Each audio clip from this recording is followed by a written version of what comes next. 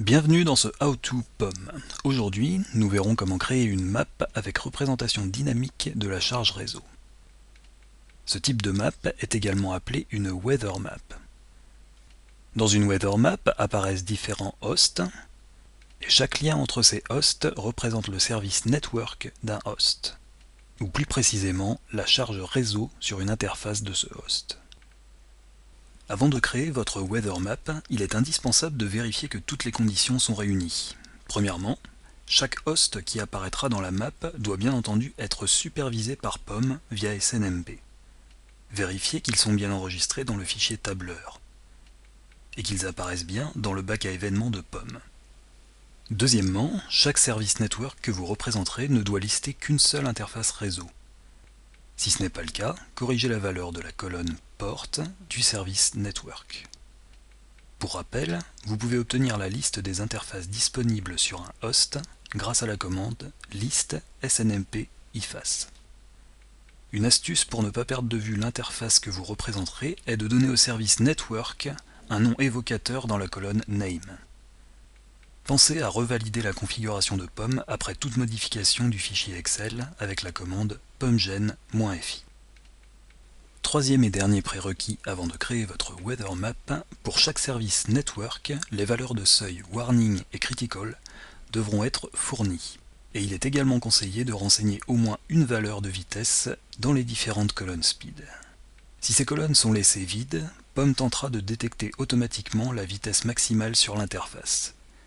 Si vous renseignez la colonne speed, cette vitesse maximale sera attribuée à l'interface en entrée et en sortie. Si la valeur speedout, pour vitesse en sortie, n'est pas renseignée, POM lui attribuera la même valeur qu'à speedin. Veillez donc à fournir une valeur speedin et une valeur speedout pour les liens asymétriques. Pour créer votre weather map, rendez-vous tout d'abord sur l'onglet Maps de POM. Créez une nouvelle map en cliquant sur le bouton Ajouter en haut à droite de votre écran. Donnez un nom à votre map et validez. Dans cet exemple simple, nous n'utiliserons que deux hosts et un seul lien. Placez tout d'abord les hosts sur la map. Cliquez sur le bouton Host et placez le curseur où vous le souhaitez sur la map. Choisissez un hostname dans le menu déroulant, puis choisissez un type d'icône pour le représenter. Et enfin, si vous le souhaitez, choisissez d'afficher les labels.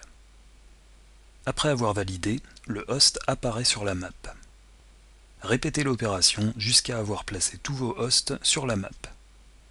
Créez ensuite les différents liens du réseau entre les hosts. Cliquez sur le bouton Ligne Stateful, puis sur le bouton Service. Sélectionnez le premier host du lien, puis le second. La fenêtre de paramètres apparaît. Dans Hostname, sélectionnez le host d'origine du lien, et dans Service, sélectionnez Network.